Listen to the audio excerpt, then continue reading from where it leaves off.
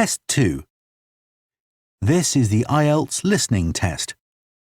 You will hear a number of different recordings and you will have to answer questions on what you hear. There will be time for you to read the instructions and questions, and you will have a chance to check your work. All the recordings will be played once only. The test is in 4 parts. At the end of the test, you will be given 10 minutes to transfer your answers to the answer sheet. Now turn to Part 1.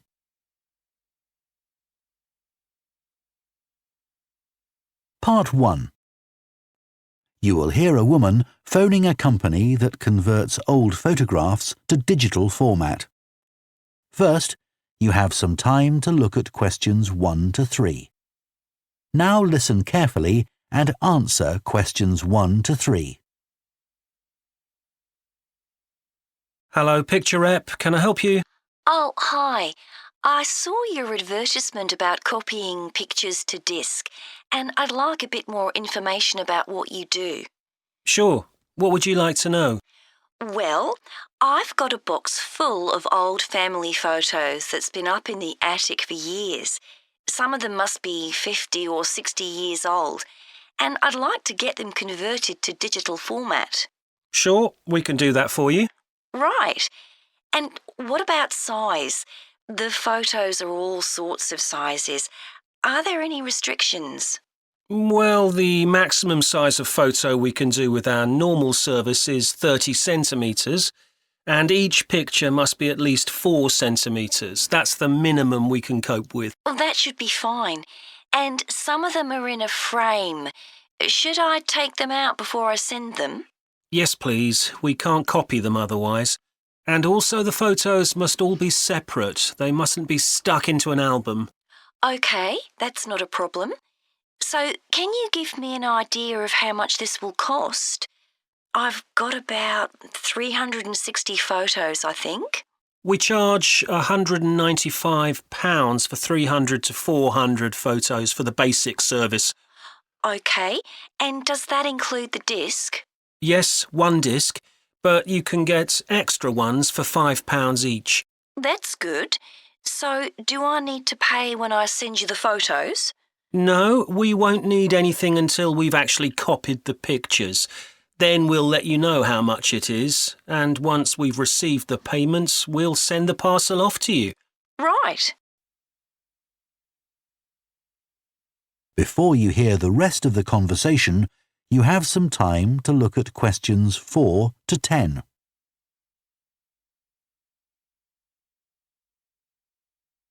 Now listen and answer questions 4 to 10. Is there anything else you'd like to ask about our services? Yes, I've roughly sorted out the photos into groups, according to what they're about. So, can you keep them in those groups when you copy them? Sure, we'll save each group in a different folder on the disk, and if you like, you can suggest a name for each folder. So, I could have one called Grandparents, for instance. Exactly. And do you do anything besides scan the photos? Like, can you make any improvements? Yes, in the standard service, each photo is checked and we can sometimes touch up the colour a bit or improve the contrast. That can make a big difference. OK, and some of the photos are actually quite fragile. They won't get damaged in the process, will they? No, if any look particularly fragile, we'd do them by hand. We do realise how precious these old photos can be. Sure. And another thing is we can make changes to a photo if you want. So if you want to remove an object from a photo or maybe alter the background, we can do that. Really? I might be interested in that. I'll have a look through the photos and see. Oh, and talking of fixing photos, I've got a few that aren't properly in focus. Can you do anything to make that better? No, I'm afraid that's one thing we can't do. OK. Any other information I can give you? How long will it all take? We aim to get the copying done in 10 days. Fine. Right, well, I'll get the photos packed up in a box and post them off to you. Right.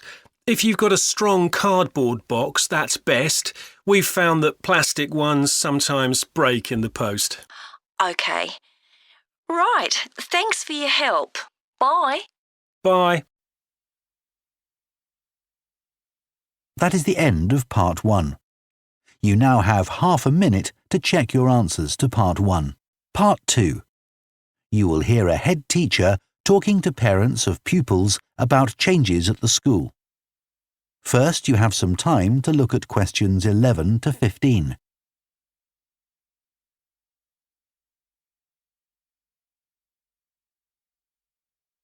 Now listen carefully and answer questions 11 to 15.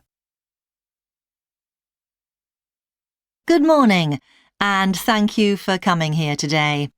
I'd like to bring you up to date with changes in the school that will affect your children. As you know, the school buildings date from various times, some from the 1970s, some from the last 5 years, and of course, Dartfield House is over a century old. It was commissioned by a businessman, Neville Richards, and intended as his family home, but he died before it was completed. His heir chose to sell it to the local council, who turned it into offices. A later plan to convert it into a tourist information centre didn't come about through lack of money, and instead it formed the nucleus of this school when it opened 40 years ago. The school has grown as the local population has increased, and I can now give you some news about the lower school site, which is separated from the main site by a road. Planning permission has been granted for development of both sites. The lower school will move to new buildings that will be constructed on the main site. Developers will construct houses on the existing lower school site. Work on the new school buildings should start within the next few months. A more imminent change concerns the catering facilities and the canteen. The canteen is always very busy throughout the lunch period. In fact, it's often full to capacity because a lot of our pupils like the food that's on offer there. But there's only one serving point, so most pupils have to wait a considerable time to be served. This is obviously unsatisfactory, as they may have hardly finished their lunch before afternoon lessons start. So, we've had a new food hall built, and this will come into use next week. It'll have several serving areas, and I'll give you more details about those in a minute. But one thing we ask you to do to help in the smooth running of the food hall is to discuss with your children each morning which type of food they want to eat that day, so they can go straight to the relevant serving point. There won't be any junk food, everything on offer will be healthy, and there's no change to the current system of paying for lunches by topping up your child's electronic payment card online. You may be wondering what will happen to the old canteen. We'll still have tables and chairs in there, and pupils can eat food from the food hall or lunch they've brought from home. Eventually, we may use part of the canteen for storage, but first, we'll see how many pupils go in there at lunchtime. Before you hear the rest of the talk, you have some time to look at questions 16 to 20.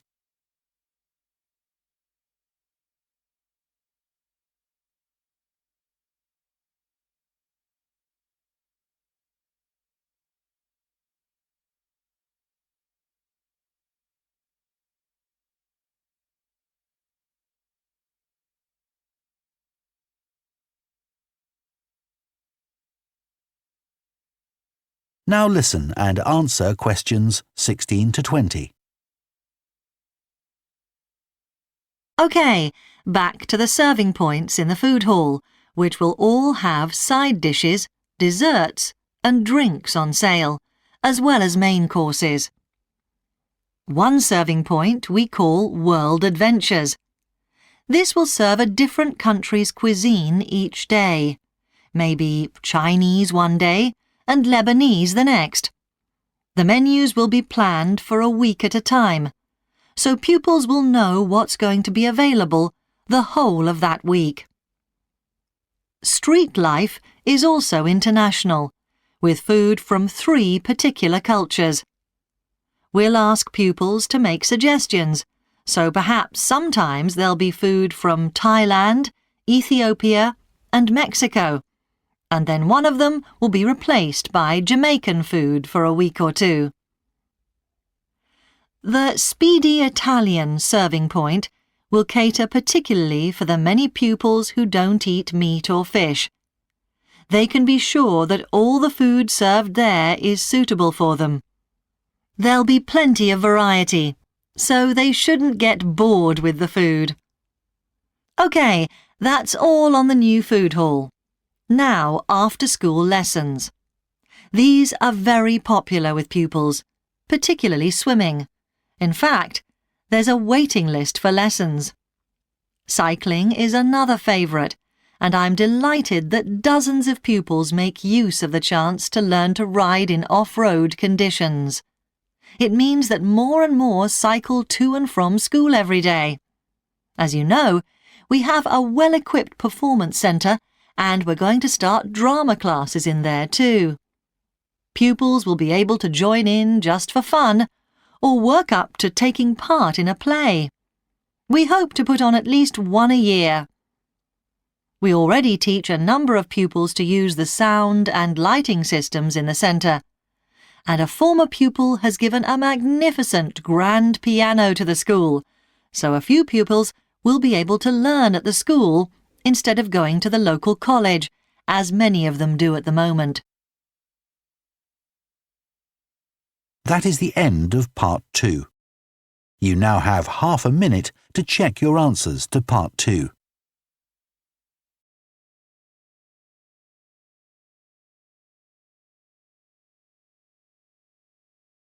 Part 3.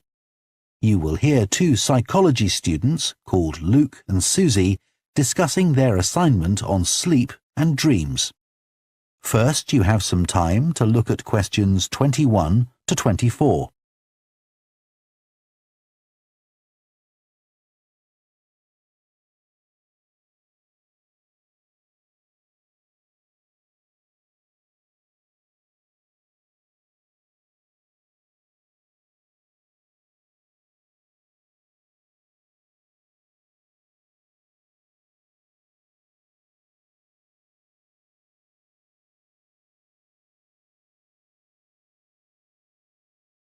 Now listen carefully and answer questions 21 to 24.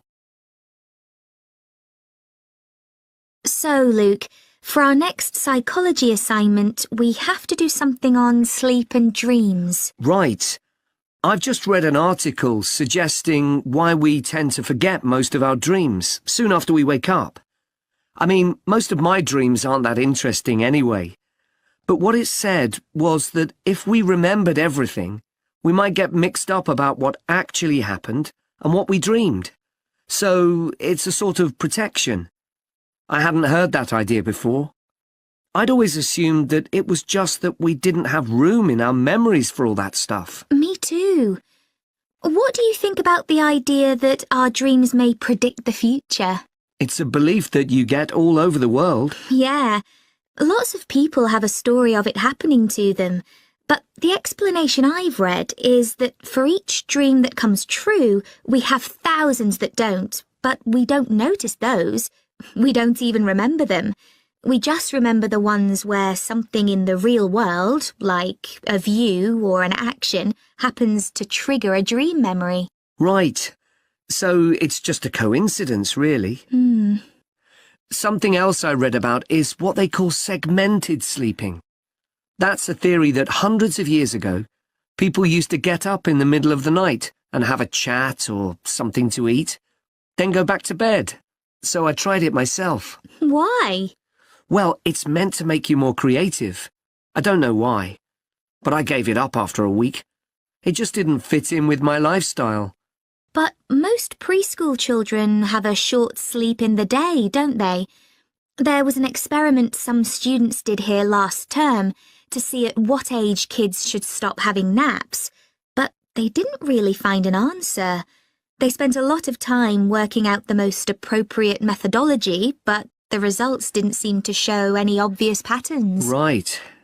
Anyway, let's think about our assignment. Last time I had problems with the final stage, where we had to describe and justify how successful we thought we'd been. I struggled a bit with the action plan too.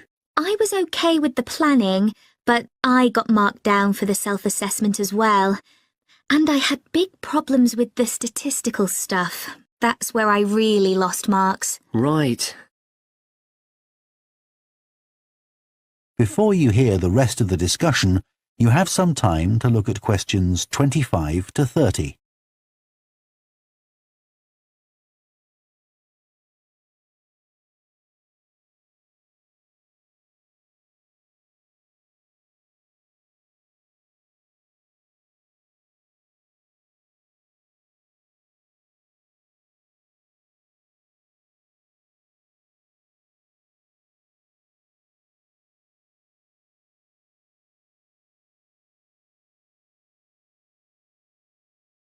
Now listen and answer questions 25 to 30. So, shall we plan what we have to do for this assignment? Okay.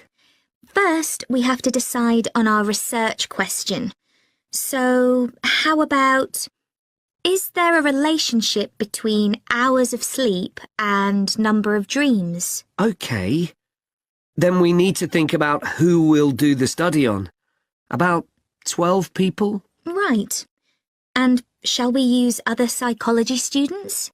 Let's use people from a different department. What about history? Yes, they might have interesting dreams. Or literature students. I don't really know any. OK, forget that idea. Then we have to think about our methodology. So we could use observation, but that doesn't seem appropriate. No. It needs to be self-reporting, I think. And we could ask them to answer questions online. But in this case, paper might be better, as they'll be doing it straight after they wake up. In fact, while they're still half asleep. Right. And we'll have to check the ethical guidelines for this sort of research. Because our experiment involves humans, so there are special regulations. Yes. I had a look at those for another assignment I did. There's a whole section on risk assessment, and another section on making sure they aren't put under any unnecessary stress. Let's hope they don't have any bad dreams. Yeah. Then, when we've collected all our data, we have to analyse it and calculate the correlation between our two variables. That's time sleeping and number of dreams. And then present our results visually in a graph. Right, and the final thing is to think about our research and evaluate it. So that seems quite straightforward. Yeah.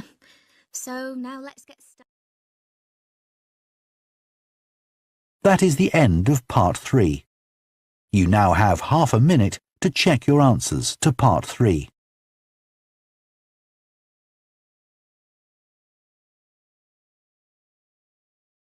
Part 4.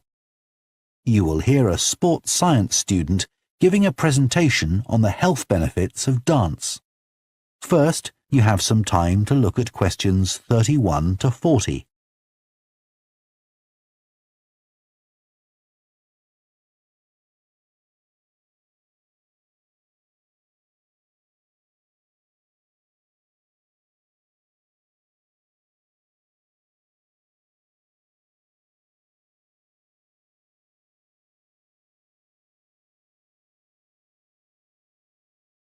Now listen carefully and answer questions 31 to 40. Dancing is something that humans do when they want to have a good time. It's a universal response to music found in all cultures. But what's only been discovered recently is that dancing not only makes us feel good, it's also extremely good for our health. Dancing, like other forms of exercise, releases hormones, such as dopamine, which make us feel relaxed and happy. And it also reduces feelings of stress or anxiety. Dancing is also a sociable activity, which is another reason it makes us feel good. One study compared people's enjoyment of dancing at home in front of a video with dancing in a group in a studio. The people dancing in a group reported feeling happier, whereas those dancing alone did not.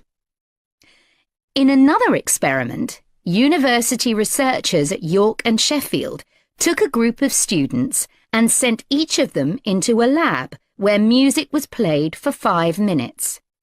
Each had to choose from 3 options: to sit and listen quietly to the music, to cycle on an exercise bike while they listened, or to get up and dance.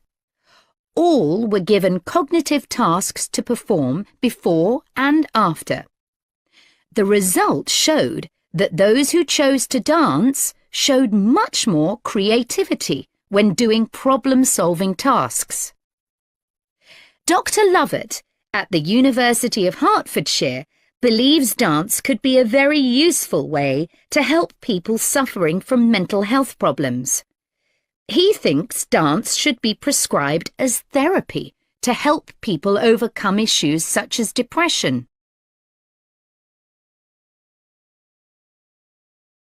It's well established that dance is a good way of encouraging adolescent girls to take exercise, but what about older people? Studies have shown that there are enormous benefits for people in their 60s and beyond. One of the great things about dance is that there are no barriers to participation. Anyone can have a go, even those whose standard of fitness is quite low. Dance can be especially beneficial for older adults who can't run or do more intense workouts, or for those who don't want to.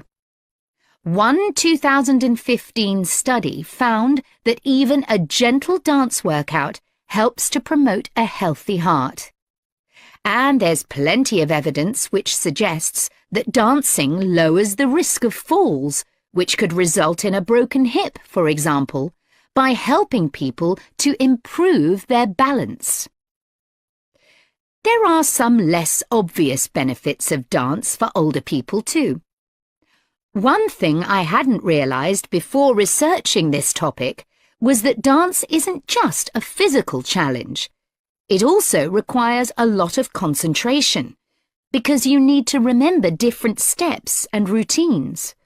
For older people, this kind of activity is especially important because it forces their brain to process things more quickly and to retain more information. Current research also shows that dance promotes a general sense of well-being in older participants, which can last up to a week after a class.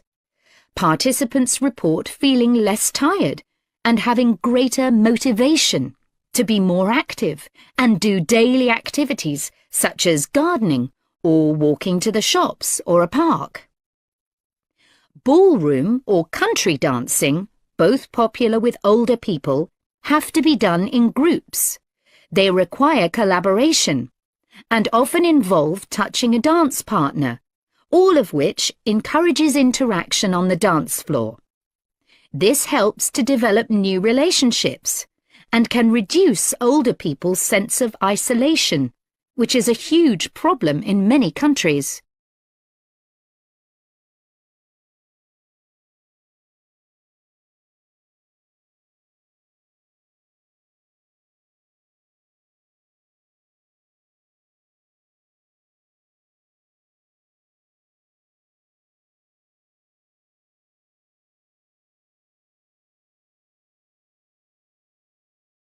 I also looked at the benefits of Zumba.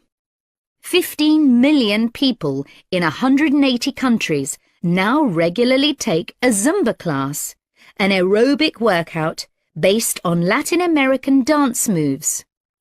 John Porcari, a professor of exercise and sports science at the University of Wisconsin, analysed a group of women who were Zumba regulars and found that a class lasting 40 minutes burns about 370 calories. This is similar to moderately intense exercises like step aerobics or kickboxing. A study in the American Journal of Health Behavior showed that when women with obesity did Zumba 3 times a week for 16 weeks, they lost an average of 1.2 kilos and lowered their percentage of body fat by 1%. More importantly, the women enjoyed the class so much that they made it a habit and continued to attend classes at least once a week. Very unusual for an aerobic exercise program. Dance is never going to compete with high-intensity workouts when it comes to physical fitness gains, but its popularity is likely to keep on rising because it's such a fun way to keep fit. That is the end of Part 4. You now have 1 minute to check your answers to Part 4.